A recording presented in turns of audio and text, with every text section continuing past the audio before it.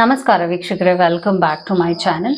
ಇವತ್ತಿನ ವಿಡಿಯೋದಲ್ಲಿ ನಾನು ನಿಮ್ಮ ಹತ್ರ ಟ್ಯಾರೋ ರೀಡಿಂಗ್ ನ ಮಾಡ್ತಾ ಇದ್ದೀನಿ. ನಿಮ್ಮ ಪ್ರೀತಿಯ ಕುರಿತಾಗಿ ರೀಡಿಂಗ್ ಮಾಡ್ತಾ ಇದ್ದೀನಿ. ಸೊ ನೀವು ನಿಮ್ಮ ಪರ್ಸನ್ ಆಫ್ ಇಂಟ್ರೆಸ್ಟ್ ಬಗ್ಗೆ ಕ್ಲಾರಿಟಿ ಪಡಿಬೇಕು ಅಂತ ಇದ್ದೀರಾ ಅಂದ್ರೆ, ಈ ವ್ಯಕ್ತಿ ಬಗ್ಗೆ ಇನ್ನ ಬೆಟರ್ ಆಗಿ ಅಂಡರ್ಸ್ಟ್ಯಾಂಡ್ ಮಾಡ್ಕೋಬೇಕಾಗುತ್ತೆ ಅನ್ನೋಂಥ ಒಂದು ವಿಚಾರ ನಿಮ್ಮ ಮನಸ್ಸಿನಲ್ಲಿದೆ ಅಂದ್ರೆ, ಈ ಒಂದು ರೀಡಿಂಗ್ ಖಂಡಿತವಾಗ್ಲೂ ನಿಮ್ಗೆ ಹೆಲ್ಪ್ ಆಗುತ್ತೆ. ಸೊ ನೀವೇನ್ ಮಾಡ್ಬೇಕಾಗುತ್ತೆ ಅಂದ್ರೆ, ಇಲ್ಲಿ 3 ಕಾರ್ಡ್ ಪೈಲ್ ಇದೆ. 3ರಲ್ಲಿ ಒಂದನ್ನ ಸೆಲೆಕ್ಟ್ ಮಾಡ್ಬೇಕಾಗುತ್ತೆ. ಇದು ಅಥವಾ ಇದು ಅಥವಾ ಇದು. ನೀವು ಇಷ್ಟಪಡುವ ವ್ಯಕ್ತಿಯನ್ನ ಮನಸ್ಸಿನಲ್ಲಿ ಇಟ್ಕೊಂಡು ಕಾರ್ಡ್ ಪೈಲ್ ನ ಸೆಲೆಕ್ಟ್ ಮಾಡಿ, ಅವ್ರು ಏನ್ ಯೋಚನೆ ಮಾಡ್ತಾ ಇದಾರೆ, ಅವ್ರ ಮನಸ್ಸಿನಲ್ಲಿ ಏನಿದೆ, ಹಾಗೂ ಈ ಒಂದು ರಿಲೇಶನ್ಶಿಪ್ ಯಾವ ಕಡೆಗಿದೆ ಅಂದ್ರೆ ಯಾವ ಒಂದು ಡೈರೆಕ್ಷನ್ಗೆ ಹೋಗ್ತಾ ಇದೆ, ಇದ್ರ ಬಗ್ಗೆ ಎಲ್ಲ ನಿಮ್ಗೆ ಈ ಒಂದು ರೀಡಿಂಗ್ ನಲ್ಲಿ ಕ್ಲಾರಿಟಿ ಸಿಗತ್ತೆ. ಅದಕ್ಕೆ ಮುಂಚೆ ಚಾನೆಲ್ನ ಸಬ್ಸ್ಕ್ರೈಬ್ ಮಾಡಲಿಲ್ಲ ಅಂದ್ರೆ ದಯವಿಟ್ಟು ಸಬ್ಸ್ಕ್ರೈಬ್ ಮಾಡಿ. ಹಾಗೂ ನಿಮ್ಗೆ ಏನಾದರೂ individual counselling tarot reading session ಬೇಕಿದೆ ಅಂದ್ರೆ ಡಿಸ್ಕ್ರಿಪ್ಷನ್ ಅಲ್ಲಿ ಕೊಟ್ಟಿರೋ ನಂಬರ್ಗೆ ಕಾಲ್ ಮಾಡಿ ಅಪಾಯಿಂಟ್ಮೆಂಟ್ ನ ಪಡಿಬೇಕಾಗತ್ತೆ. ಒಂದು ಫೋನ್ ಮುಖಾಂತರನಾದ್ರೂ ತಗೋಬಹುದು, ಅಥವಾ ನೀವು ಆಫೀಸ್ಗಾದ್ರೂ ಬಂದು ಪಡಿಬಹುದು. ನಿಮ್ಗೆ ಯಾವ್ದು ಅನುಕೂಲ ಅನ್ಸುತ್ತೆ ನೀವು ಮಾಡಬಹುದು. ಸೊ ಇಲ್ಲಿ 3 ಕಾರ್ಡ್ ಪೈಲ್ ಇದೆ ಅಲ್ಲ, ನೀವು ಯಾರನ್ನ ಇಷ್ಟ ಪಡ್ತಾ ಇದ್ದೀರಾ ಆ ವ್ಯಕ್ತಿಯನ್ನ ಮನಸ್ಸಿನಲ್ಲಿ ಇಟ್ಕೊಂಡು ಕಾರ್ಡ್ ಪೈಲ್ ನ ಸೆಲೆಕ್ಟ್ ಮಾಡಿ. ಸೊ ಎಂದಿನಂತೆ ನಾನು ಮೊದಲನೇ ಕಾರ್ಡ್ ಪೈಲ್ ರೀಡಿಂಗ್ ನ ಮಾಡ್ತಾ ಇದ್ದೀನಿ. ಅವ್ರು ಏನ್ ಯೋಚನೆ ಮಾಡ್ತಾ ಇದಾರೆ, ಅವ್ರ ಮನಸ್ಸಿನಲ್ಲಿ ಏನಿದೆ, ಮತ್ತು ಇದು ವರ್ತ್ ಇದೆಯಾ ನಿಮ್ಗೆ, ಇದ್ರ ಬಗ್ಗೆ ನಿಮ್ಗೆ ಬೆಟರ್ ಕ್ಲಾರಿಟಿ ಸಿಗುತ್ತೆ.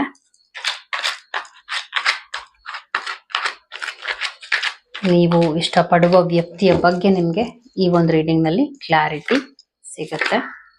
ಅವ್ರು ಏನ್ ಯೋಚನೆ ಮಾಡ್ತಾ ಇದಾರೆ, ಹಾಗೂ ಫ್ಯೂಚರ್ ಹೇಗಿರುತ್ತೆ, ಹಾಗೂ ಈ ರಿಲೇಶನ್ಶಿಪ್ ನ ಪ್ರಾಬ್ಲಮ್ಸ್ ಏನು, ಮತ್ತು ಲವ್ ಮೆಸೇಜಸ್, ಅವ್ರ ಕಡೆಯಿಂದ ಏನ್ ಮೆಸೇಜಸ್ ಇದೆ ನಿಮಗೆ, ಮತ್ತು ಒಂದು ನಿಮಗೆ ದಿಸ್ ಇಸ್ ಯೋರ್ ಮೆಸೇಜ್, ನಿಮ್ಮ ಲೈಫ್ಗೆ ಇದು ಮೆಸೇಜ್ ಆಗಿದೆ, ಅದನ್ನು ನಾನು ನಿಮಗೆ ಎಕ್ಸ್ಪ್ಲೇನ್ ಮಾಡ್ತೀನಿ. ಸೊ 7 ಆಫ್ ಕಪ್ಸ್ ಬರ್ತಾ ಇದೆ, ಮತ್ತು 2 ಆಫ್ ವಾಂಡ್ಸ್ ಬರ್ತಾ ಇದೆ. ಅದಾದ ನಂತರ ಏಸ್ ಆಫ್ ಕಪ್ಸ್ ಮತ್ತು ಚಾರಿಯಟ್ ಕಾರ್ಡ್ ಬರ್ತಾ ಇದೆ. ಔಟ್ಕಮ್ ಬಂದು ಫೂಲ್ ಬರ್ತಿದೆ. ಸೊ ರಿಲೇಶನ್ಶಿಪ್ ಹೇಗಿದೆ ಅಂದ್ರೆ, ಗೋಲ್ ಇಲ್ಲ, ಗೋಲ್ ನಾನು ನೋಡ್ತಾ ಇಲ್ಲ. ರಿಲೇಶನ್ಶಿಪ್ ನಲ್ಲಿ ಸೀರಿಯಸ್ನೆಸ್ ಇಲ್ಲ. ಒಂದು ಇಮೋಷನಲ್ ಇನ್ವೆಸ್ಟ್ಮೆಂಟ್ ಇದೆ.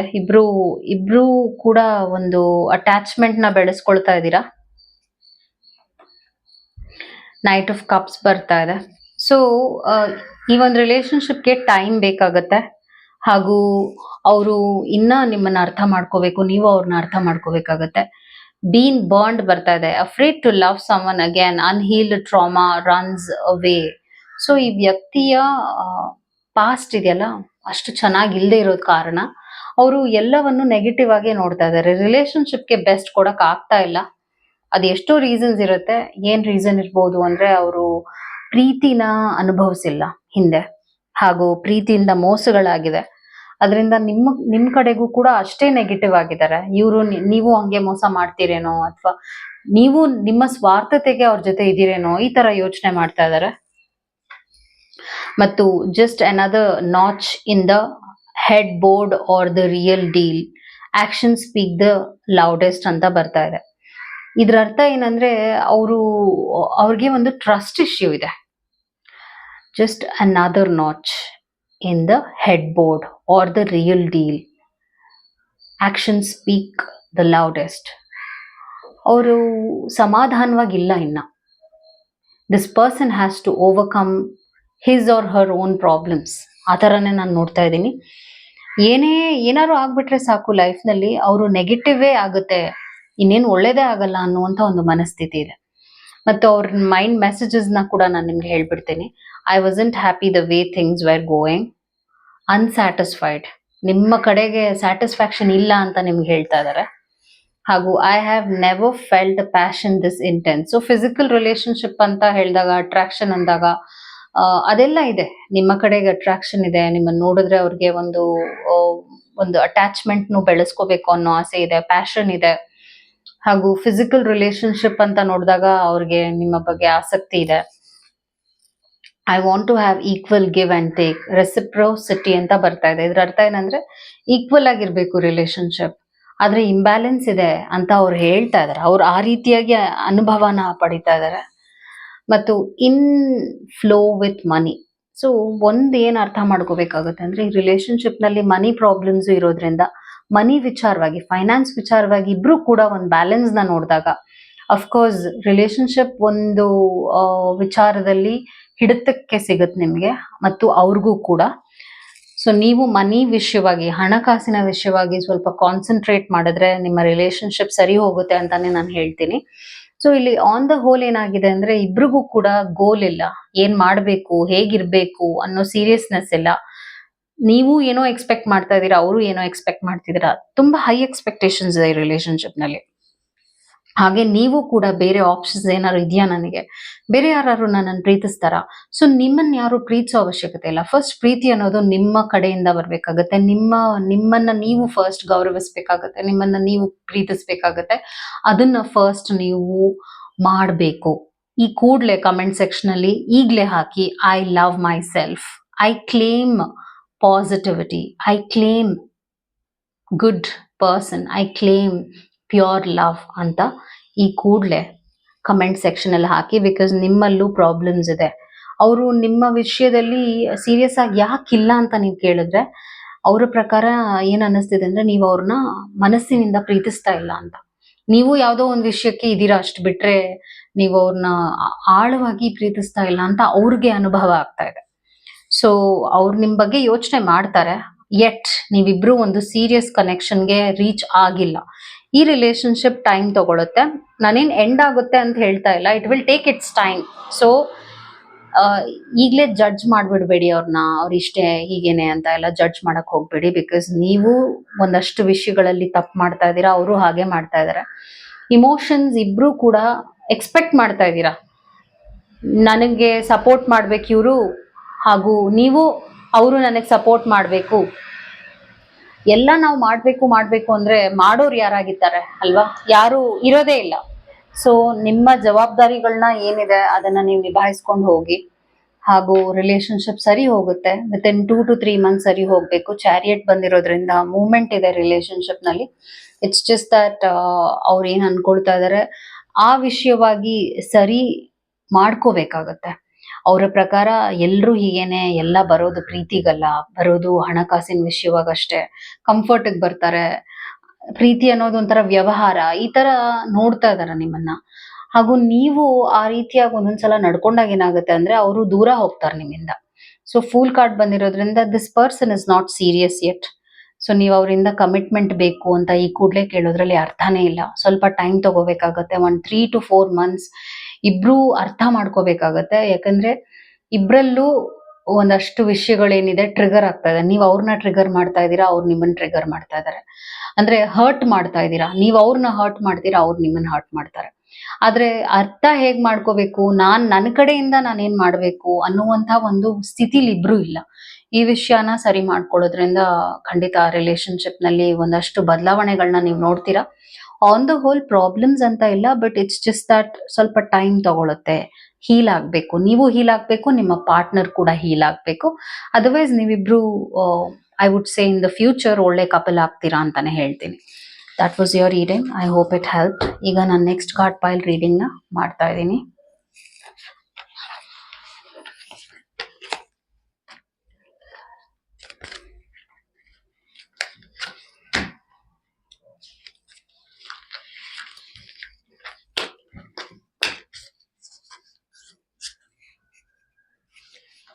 ಈಗ ಈ ಕಾರ್ಡ್ ಪೈಲ್ ಯಾರು ಸೆಲೆಕ್ಟ್ ಮಾಡಿದ್ದಾರೆ, ನಿಮ್ಮ ಪಾರ್ಟ್ನರ್ ಮನಸ್ಸಿನಲ್ಲಿ ಏನಿದೆ ನಿಮ್ಮ ಬಗ್ಗೆ, ಅವ್ರು ಏನು ಯೋಚನೆ ಮಾಡ್ತಾ ಇದ್ದಾರೆ, ರಿಲೇಶನ್ಶಿಪ್ ಹೇಗೆ ಇದೆ, ಫ್ಯೂಚರ್ ನಲ್ಲಿ ಹೇಗಿದೆ, ಇದ್ರ ಬಗ್ಗೆ ನಿಮ್ಗೆ ಕ್ಲಾರಿಟಿ ಸಿಗುತ್ತೆ ಈ ಒಂದು ರೀಡಿಂಗ್ ನಲ್ಲಿ. ನಿಮ್ಮ ಪರ್ಸನ್ ಆಫ್ ಇಂಟ್ರೆಸ್ಟ್ ಮನಸ್ಸಿನಲ್ಲಿ ಏನಿದೆ ನಿಮ್ಮ ಬಗ್ಗೆ, ಹಾಗೂ ಫ್ಯೂಚರ್ ಹೇಗಿರುತ್ತೆ. ಮೈಂಡ್ ಮೆಸೇಜಸ್ ನ ಕೂಡ ನಾನು ನಿಮ್ಗೆ ಈಗ ಹೇಳ್ತಾ ಇದ್ದೀನಿ. ಅವರ ಮೈಂಡ್ ಮೆಸೇಜಸ್ ಏನಾಗಿದೆ ನಿಮ್ಮ ಬಗ್ಗೆ, ಏನ್ ಹೇಳ್ಬೇಕು ಅಂತ ಇದ್ದಾರೆ, ಅವ್ರೇನ್ ಹೇಳ್ಬೇಕು ಅಂತ ಇದ್ದಾರೆ, what are the mind messages. ಮತ್ತು ಇದು ನಿಮಗೆ ಒಂದು ಪರ್ಸನಲ್ ಮೆಸೇಜ್.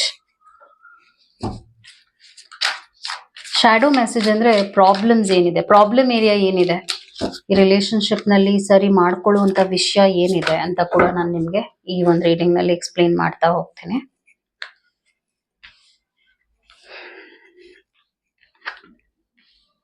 ಸಿಕ್ಸ್ ಆಫ್ ಸ್ವೋರ್ಡ್ಸ್ ಬರ್ತಾ ಇದೆ. ಫ್ರೆಶ್ ಸ್ಟಾರ್ಟ್, ಈ ರಿಲೇಶನ್ಶಿಪ್ ನಲ್ಲಿ ಫ್ರೆಶ್ ಸ್ಟಾರ್ಟ್ ಇದೆ.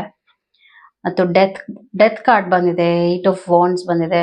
ಸೊ ಖಂಡಿತವಾಗ್ಲೂ ಏನ್ ಹೇಳ್ತಾ ಇದ್ದೀನಿ ಅಂದ್ರೆ, ಈ ರಿಲೇಶನ್ಶಿಪ್ ನಲ್ಲಿ ನೋವಿದೆ, ಜಾಸ್ತಿ ನೋವು ಅನುಭವಿಸ್ತಿದ್ದೀರಾ. ಒಂಟಿತನ ಇಬ್ರು ಅನುಭವಿಸ್ತಿದ್ದೀರಾ. ಇಬ್ರು ಇದ್ರು ಕೂಡ ಇಬ್ರು ಒಂಟಿತನ ಅನುಭವಿಸ್ತಿದ್ದೀರಾ. Death is not a good sign. Oh I am so sorry. 8 of cups ಬರ್ತಾ ಇದೆ. Relationship is in a critical condition ಅಂತ ಹೇಳ್ತೀನಿ. ನಿಮ್ಮ ಅವರ ಕನೆಕ್ಷನ್ ಇದೆಯಲ್ಲ, ತುಂಬಾ ಪ್ರಾಬ್ಲಮ್ಯಾಟಿಕ್ ಆಗಿದೆ.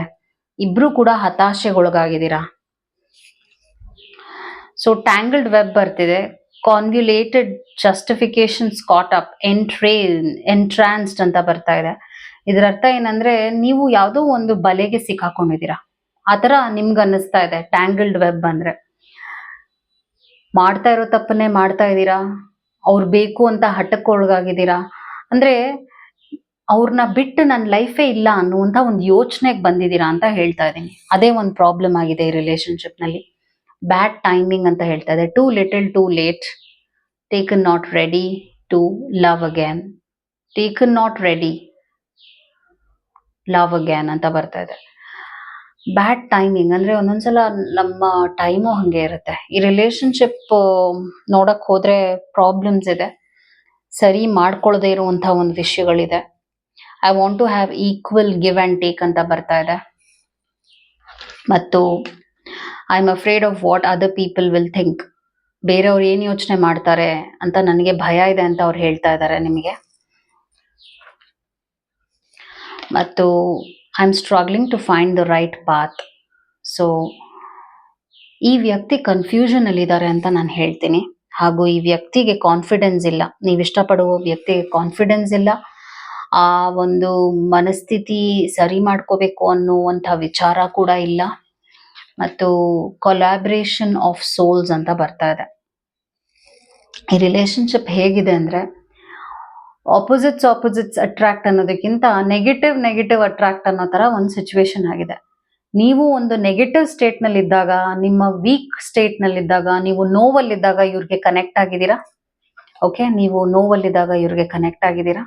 ಹಾಗೂ ಅವರು ಕೂಡ ಅದೇ ಒಂದು ಸ್ಥಿತಿಲಿದ್ದಾಗ ನಿಮ್ಗೆ ಕನೆಕ್ಟ್ ಆಗಿದ್ದಾರೆ. ಫೂಲ್ಸ್ ಎನರ್ಜಿ ಬಂದಿರೋದ್ರಿಂದ ಇಬ್ರು ಕೂಡ ಒಂದು ಒಳ್ಳೆಯ ಎಕ್ಸ್ಪೀರಿಯನ್ಸ್ ನ ಹಂಚ್ಕೊಂಡಿದ್ದೀರಾ. ಅದಾದ ನಂತರ ಏನಾಗಿದೆ, ಡೆತ್ ಕಾರ್ಡ್ ಬಂದಿದೆ.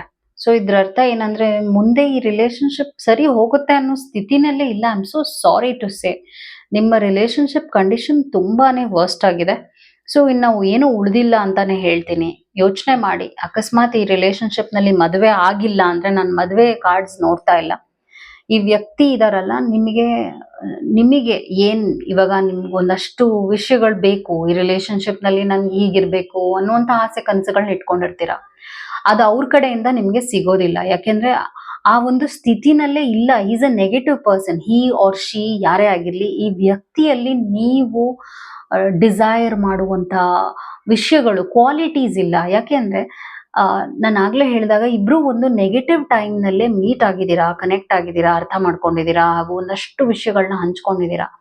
ಅದಾದ ನಂತರ ಏನಾಗಿದೆ ಅಂದ್ರೆ, ಇಬ್ರು ಕೂಡ ಸಕ್ ಆಗಿದ್ದೀರಾ. ಅಂದ್ರೆ ಈಗ ಒಬ್ರು ಪಾಸಿಟಿವ್ ಆಗಿದ್ರು ಈ ರಿಲೇಶನ್ಶಿಪ್ ನಲ್ಲಿ ಸರಿ ಹೋಗ್ತಾ ಇತ್ತು. ಇಬ್ರು ನೆಗೆಟಿವ್ ಇರುವಾಗ ನಿಮ್ಗೂ ಅವ್ರಿಗೇನು ಕೊಡಕ್ ಆಗ್ತಾ ಇಲ್ಲ, ಅವ್ರಿಗೂ ನಿಮ್ಗೇನು ಕೊಡಕ್ ಆಗ್ತಾ ಇಲ್ಲ.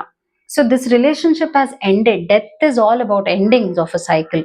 ಮತ್ತು ಈ ವ್ಯಕ್ತಿ ಮೂವ್ ಆನ್ ಆಗ್ಬೇಕು ಅಂತ ಕೂಡ ಯೋಚನೆ ಮಾಡ್ತಾ ಇದ್ದಾರೆ. ಯಾಕೆಂದ್ರೆ ಅವ್ರಿಗೆ ಏನ್ ಬೇಕಿತ್ತು ಅದು ನಿಮ್ ಕಡೆಯಿಂದ ಸಿಕ್ಕಿದೆ. ಈಗ ಇನ್ನೇನು ಬೇಕು, ನನ್ಗೆ ಇನ್ನೇನು ಸರಿ ಹೋಗುತ್ತೆ.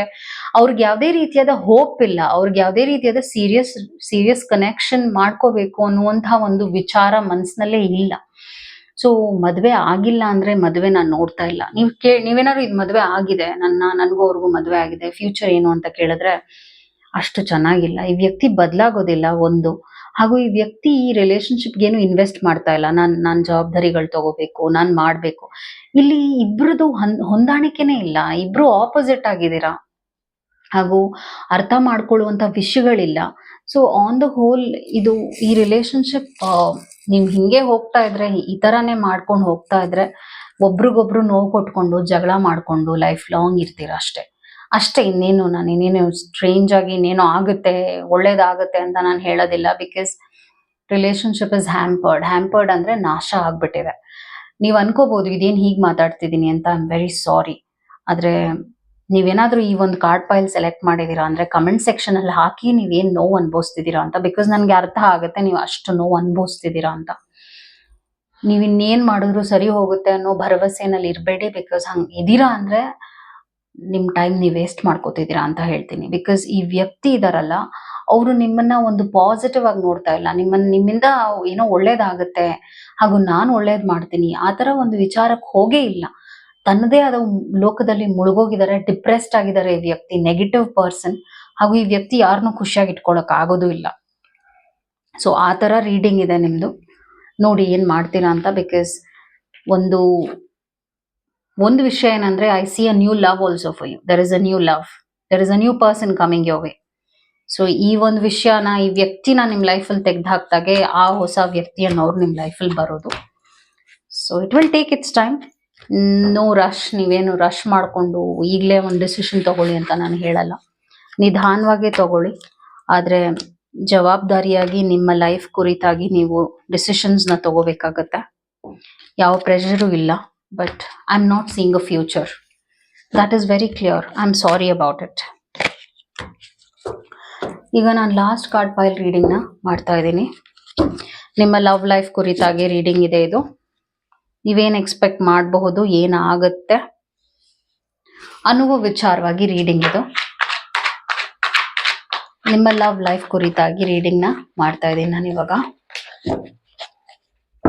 ನೀವು ಇಷ್ಟಪಡುವ ವ್ಯಕ್ತಿಯ ಮನಸ್ಸಿನಲ್ಲಿ ಏನಿದೆ, ಅವ್ರು ಏನ್ ಹೇಳ್ಬೇಕು ಅಂತ ಇದಾರೆ, ಫ್ಯೂಚರ್ ಹೇಗಿರುತ್ತೆ, ಸರಿ ಹೋಗುತ್ತಾ, ಸರಿ ಹೋಗೋದಿಲ್ವಾ, ಈ ತರ ನಿಮ್ಗೆ ಒಂದು ಗೊಂದಲ ಇರುತ್ತೆ. ಅದ್ರ ಬಗ್ಗೆ ಕ್ಲಾರಿಟಿ ಈ ರಿಲೇಶನ್ಶಿಪ್ ರೀಡಿಂಗ್ ನಲ್ಲಿ ಸಿಗುತ್ತೆ ನಿಮಗೆ.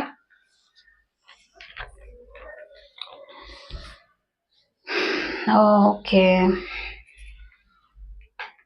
ನಾನೆಲ್ಲ ಎಕ್ಸ್ಪ್ಲೈನ್ ಮಾಡ್ತೀನಿ ನಿಮಗೆ. ಅವರ ಮೈಂಡ್ ಮೆಸೇಜಸ್ ಏನಾಗಿದೆ ಅಂತಾನು ಹೇಳ್ತೀನಿ. ಅವ್ರು ಏನ್ ಹೇಳ್ಬೇಕು ಅಂತ ಇದಾರೆ ನಿಮ್ಗೆ ಅಂತ. ಈ ವ್ಯಕ್ತಿ ನಿಮ್ಗೆ ತುಂಬಾ ನೋವು ಕೊಟ್ಟಿದ್ದಾರೆ, ತುಂಬಾ ಕಾಯಿಸಿದ್ದಾರೆ, ಪೀಡಿಸಿದ್ದಾರೆ, ನೋಯಿಸಿದ್ದಾರೆ. ನಿಮಗ್ ಬೇಕಾದಾಗ ಅವರು ಅವೈಲೇಬಲ್ ಇಲ್ಲ, ಆದ್ರೆ ಅವ್ರಿಗೆ ಬೇಕಾದಾಗ ಮಾತ್ರ ನೀವು ಅವೈಲೇಬಲ್ ಆಗಿದ್ದೀರಾ.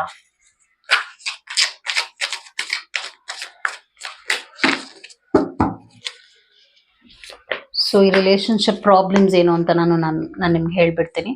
ಮತ್ತೆ ಒಂದು messages from the universe, message from the universe ಕೂಡ ನಾನು ನಿಮ್ಗೆ ಹೇಳ್ತೀನಿ. ಈ ವ್ಯಕ್ತಿಗೆ ಏನ್ ಗೊತ್ತಾ, ಬೇರೆ ಕಡೆಗೆ ಜ್ಞಾನ, ಬೇರೆ ವ್ಯಕ್ತಿ ಮೇಲೆ ಯೋಚನೆ, ಅದೊಂದು ವೀಕ್ನೆಸ್ ಇದೆ ಈ ವ್ಯಕ್ತಿಯಲ್ಲಿ. ಇನ್ನ ಏನೋ ಇದೆಯೇನೋ, ಇನ್ಯಾರೋ ಇದಾರೇನೋ, ಈ ತರ. ಅಂಡ್ ಈ ವ್ಯಕ್ತಿ ಕಂಪೇರ್ ಮಾಡ್ತಾರೆ ನಿಮ್ಮನ್ನ ಇನ್ನೊಬ್ರನ್ನ. ಆ ಕಂಪ್ಯಾರಿಸನ್ ಆಟಿಟ್ಯೂಡ್ ತುಂಬಾ ಇದೆ ಈ ವ್ಯಕ್ತಿನಲ್ಲಿ. The stress from this is draining me. ಅವ್ರು ನಿಮ್ಮನ್ನ ಒಂದು ಸ್ಟ್ರೆಸ್ ಅಂತ ನೋಡ್ತಾ ಇದ್ದಾರೆ. ಓ, ನನ್ನನ್ನು ಇವ್ರು ತುಂಬಾ ಪೀಡಿಸ್ತಾ ಇದ್ದಾರೆ, ಆ ತರ ನಿಮ್ ಬಗ್ಗೆ ಯೋಚನೆ ಮಾಡ್ತಾ ಇದ್ದಾರೆ. Unsatisfied. I wasn't happy the way things were going. ನಾನು ಖುಷಿಯಾಗಿಲ್ಲ ನಿನ್ ರಿಲೇಶನ್ಶಿಪ್ ನಲ್ಲಿ, ನಾನು ಖುಷಿಯಾಗಿಲ್ಲ, ನನ್ಗೆ ಸ್ಯಾಟಿಸ್ಫ್ಯಾಕ್ಷನ್ ಇಲ್ಲ ಈ ರಿಲೇಶನ್ಶಿಪ್ ನಲ್ಲಿ ಅಂತ ನಿಮ್ಗೆ ಹೇಳ್ತಾ ಇದಾರೆ. ನಿಮ್ಗೆ ನಾನು ಯಾಕೆ ಹೀಗೆ ಮಾತಾಡ್ತಾ ಇದ್ದೀನಿ ಅಂತ ಅನ್ಸ್ಬೋದು, ಬಟ್ ಏನಿದೆ ಅದನ್ನ ನಾನು ನಿಮ್ಗೆ ಹೇಳಲೇಬೇಕಾಗತ್ತೆ. I am so sorry. ಅವ್ರು ಈ ತರ ಹೇಳಕ್ ಹೊರಟಿದ್ದಾರೆ, ಅದನ್ನೇ ಹೇಳ್ತಾ ಇದ್ದಾರೆ. I want to fix our connection ಅಂತಾನು ಬರ್ತಾ ಇದೆ. ಸೊ ಅವ್ರು ಏನೋ ಒಂದು ಯೋಚನೆಯಲ್ಲಿದ್ರು, ಅಂದ್ರೆ ನನ್ಗಿನ್ನ ಒಳ್ಳೆಯವ್ರು ಸಿಕ್ತಿದ್ರೇನೋ, ನನ್ಗಿನ್ನ ಒಳ್ಳೇದಾಗ್ತಿತ್ತೇನೋ, ಆ ತರ ಒಂದು ಭ್ರಮಾಲೋಕದಲ್ಲಿ ಈ ವ್ಯಕ್ತಿ ಇದ್ದಾರೆ. ಓಕೆ, ಆ ಒಂದು ಭ್ರಮಾಲೋಕದಲ್ಲಿ ಇರೋದಕ್ಕೇನೆ ನಿಮಗೆ ಅವರು ತುಂಬಾ ನೋವು ಕೊಡ್ತಾ ಇದ್ದಾರೆ. ಅವೈಲೇಬಲ್ ಇಲ್ಲ, ಕ್ವಾಲಿಟಿ ಟೈಮ್ ಇನ್ವೆಸ್ಟ್ಮೆಂಟ್ ಮಾಡಲ್ಲ. So problems in the relationship ಏನಿದೆ, playing with your emotions is insincere, not who you think. Two faced. ಇವರು ಡಬಲ್ ಫೇಸ್ಡ್, ಅಂದ್ರೆ ಎರಡು ವ್ಯಕ್ತಿತ್ವ ಹೊಂದಿರುವಂತಹ ಪರ್ಸನ್, ಎರಡು ಮುಖ ಹೊಂದಿರುವಂತಹ ಒಬ್ಬ ವ್ಯಕ್ತಿ ನೀವು ಹ್ಯಾಂಡಲ್ ಮಾಡ್ತಾ ಇರುವ ಲವ್ ಇಂಟ್ರೆಸ್ಟ್. ಮುಖವಾಡ ಹಾಕೊಂಡಿದ್ದಾರೆ, ಸುಳ್ಳು ಹೇಳ್ತಾರೆ, ಮ್ಯಾನಿಪ್ಯುಲೇಷನ್ ಮಾಡ್ತಾರೆ ಬೇರೆಯ ವ್ಯಕ್ತಿ ಕಡೆಗೆ. ಇದು ಇಲ್ಲಿ ಒಂದು ಥರ್ಡ್ ಪಾರ್ಟಿ ಸಿಚುವೇಶನ್ ಇರ್ಬೋದು. ಐ ಆಮ್ ಸಾರಿ, ಏನಿದೆಯೋ ಅದನ್ನ ನಾನು ಹೇಳಲೇಬೇಕಾಗತ್ತೆ. ಅವರು ಬೇರೆ ಕಡೆಗೆ ಒಲವು ಜಾಸ್ತಿ, ಪ್ರೀತಿ ಜಾಸ್ತಿ, ಡಿಸ್ಟ್ರಾಕ್ಷನ್ ಜಾಸ್ತಿ, ಈ ತರ ಅವರು. ಮತ್ತು ಡ್ರೀಮ್ ವರ್ಲ್ಡ್ ಬರ್ತಾ ಇದೆ. Living in a fantasy land illusions. ನಾನು ಹೇಳದ್ನಲ್ಲ, ಅವರೊಂದು ಇಲ್ಯೂಷನಲ್ ವರ್ಲ್ಡ್ ಅಲ್ಲಿ ಇದ್ದಾರೆ ಅಂತೆ, ಡ್ರೀಮ್ ವರ್ಲ್ಡ್ ಅಲ್ಲಿ ಇದ್ದಾರೆ. Not real love. ನಿಮ್ಮ ಕಡೆಗೆ ಅವರು ರಿಯಲ್ ಆಗಿಲ್ಲ. ನಿಮ್ಮ ಕಡೆಗೆ ಅವರು ಒಂಥರ ಮ್ಯಾನ್ಯುಪ್ಯುಲೇಟಿವ್ ಆಗಿದ್ದಾರೆ. ಫೈಂಡ್ ಯೋರ್ ಸೇಕ್ರೆಡ್ ಫ್ಲೋ ಅಂತ ಬರ್ತಾ ಇದೆ. ಸೊ ಯೂನಿವರ್ಸ್ ನಿಮ್ಗೆ ಏನ್ ಹೇಳ್ತಾ ಇದೆ ಅಂದ್ರೆ ನಿಮ್ಗಿದು ವರ್ತ್ ಇಲ್ಲ ಅಂತ. This is not something worth for you. So ನೀವು ಇದನ್ನ ಏನಾದ್ರೂ ಇದೇನ್ ಹೀಗ್ ಮಾತಾಡ್ತಾ ಇದ್ದೀನಿ, ಈ ತರ ರೀಡಿಂಗ್ ಬಂದಿದೆ, ಇದು ನನಗೆ ರೆಸೊನೇಟ್ ಆಗ್ತಾ ಇದೆಯೋ ಇಲ್ವೋ, ಇದು ನಿಮ್ಗೆ ರೆಸೊನೇಟ್ ಆಗ್ತಾ ಇಲ್ಲ ಅಂದ್ರೆ ದಟ್ಸ್ ಆಲ್ ಫೈನ್. ಆದ್ರೆ ಇದು ನಿಮ್ ಲೈಫ್ ನಲ್ಲಿ ನಡೀತಾ ಇದೆ ಅಂದ್ರೆ ಇದನ್ನ ನೀವು ಸೀರಿಯಸ್ ಆಗಿ ತಗೋಬೇಕು. ಬಿಕಾಸ್ ಈ ವ್ಯಕ್ತಿ ಇದಾರಲ್ಲ, ಅವ್ರ ಖುಷಿ ಬಗ್ಗೆನೇ ಅವ್ರು ತುಂಬಾ ಯೋಚನೆ ಮಾಡ್ತಾರೆ. ನಿಮಗೆ ಏನಾಗುತ್ತೆ, ನಿಮಗೆ ನೋವಾಗುತ್ತಾ, ನಿಮಗೆ ಹೇಗೆ ಎಫೆಕ್ಟ್ ಆಗುತ್ತೆ, ಇದೆಲ್ಲ ಅವರು not interested to know. 8 of Cups ಬರ್ತಾ ಇರೋದ್ರಿಂದ ಈ ವ್ಯಕ್ತಿ ಯಾವಾಗ ನೀವೇನಾದ್ರೂ ಕನ್ಫ್ರಾಂಟ್ ಮಾಡ್ತೀರಾ, ನೀವೇನೋ ಹೇಳ್ತೀರಾ, ಈ ತರ ಸರಿ ಇಲ್ಲ ಅಂತ ಅವ್ರಿಗೇನೋ ಕೇಳ್ತೀರಾ, ಅವಾಗ ಅವ್ರು ಅವೈಲೇಬಲ್ ಇರಲ್ಲ. ಅವ್ರು ಹೊಟ್ಟೋಗ್ಬಿಡ್ತಾರೆ, ಅವಾಯ್ಡ್ ಮಾಡ್ತಾರೆ. ಪ್ರಾಬ್ಲಮ್ ಬಂದಾಗ ಅವಾಯ್ಡ್ ಮಾಡೋದು, ನೀವು ಅಂದಾಗ ಅವಾಯ್ಡ್ ಮಾಡೋದು, ಸಡನ್ ಆಗಿ ಮಾತು ಬಿಡೋದು, ಸಡನ್ ಆಗಿ ಫೋನ್ ಕಟ್ ಮಾಡೋದು. ಸೊ ನಿಮ್ಮ ಪಾರ್ಟ್ನರ್ ನಲ್ಲಿ ನೀವೇನ್ ಪ್ರಾಬ್ಲಮ್ಸ್ ನೋಡ್ತಾ ಇದ್ದೀರಾ ಕಮೆಂಟ್ ಸೆಕ್ಷನ್ ಅಲ್ಲಿ ಹಾಕಿ. ಬಿಕಾಸ್ ನಾನು ನೋಡ್ತಾ ಇದ್ದೀನಿ ಅವರು ಒಬ್ಬ ಪ್ರಾಬ್ಲಮ್ ಕ್ರಿಯೇಟರ್ ಆಗಿದ್ದಾರೆ. ಅವ್ರು ಹೇಗೆ ನಡೆಸ್ತಾ ಇದ್ದಾರೆ ಅಂದ್ರೆ ನಿಮ್ಮನ್ನ ಒಂದ್ ರೀತಿಯಾದ ನೀವು ವರ್ತೆ ಇಲ್ಲ ಅಂತ ನಿಮ್ಮನ್ನ ನಡೆಸ್ಕೊಳ್ತಾ ಇದ್ದಾರೆ. ಆದ್ರೆ ಈ ಕೂಡಲೇ ನೀವು ಕಮೆಂಟ್ ಸೆಕ್ಷನ್ ಅಲ್ಲಿ ಹಾಕಿ ಐ ಆಮ್ ಅ ಕ್ವೀನ್. ನೀವು ಹೆಣ್ಣಾಗಿದ್ರೆ I am a queen, I am a queen ಅಂತ ನೀವು ಹೆಣ್ಣಾಗಿದ್ರೆ ಕಮೆಂಟ್ ನಲ್ಲಿ ಹಾಕಿ. ನೀವೇನಾದ್ರೂ ಗಂಡಾಗಿದ್ರೆ ಐ ಆಮ್ ಅ ಕಿಂಗ್ ಅಂತ ಕಮೆಂಟ್ ಸೆಕ್ಷನ್ ಅಲ್ಲಿ ಈ ಕೂಡಲೇ ಕಮೆಂಟ್ ಮಾಡಿ. ಬಿಕಾಸ್ ನಿಮ್ಮನ್ನ ಅವರು ಕೀಳಾಗಿ ನೋಡ್ತಾ ಇದ್ದಾರೆ. ಸಮವಾಗಿಲ್ಲ ಈ ರಿಲೇಶನ್ಶಿಪ್. ನಾನೇ ಸರಿ ಅನ್ನುವಂತ ಒಂದು ಅಹಂಭಾವನೆಯಲ್ಲಿದ್ದಾರೆ. ಹಾಗೂ ಇದರಿಂದಾನೇ ಈ ರಿಲೇಶನ್ಶಿಪ್ ತುಂಬಾನೇ ಪಾಸ್ಟ್ ಎಕ್ಸ್ಪೀರಿಯನ್ಸಸ್ ಅಂತ ನೋಡಕ್ ಹೋದಾಗೂ ಕೂಡ ಇಟ್ ಈಸ್ ನಾಟ್ ಗುಡ್. ಮತ್ತು ಅವಾಗವಾಗ ಒಂದಷ್ಟು ಒಳ್ಳೆ ಅನುಭವಗಳನ್ನು ಕೊಟ್ಟಿದ್ದಾರೆ. ಆದ್ರೂ ಕೂಡ ನೋಡಿ ಡೈರೆಕ್ಷನ್ ಹೇಗಿದೆ. ಎಲ್ಲೋ ಏನೋ ಇದೆ, ನನ್ಗೆ ಯಾರೋ ಏನೋ ಸಿಗ್ತಾರೆ ನನ್ಗೆ. ನೀನ್ ನನ್ಗೆ ಒಂದೊಂದ್ಸಲ ಆ ವಿಷಯವಾಗೂ ಜಗಳ ಆಗಿರತ್ತೆ.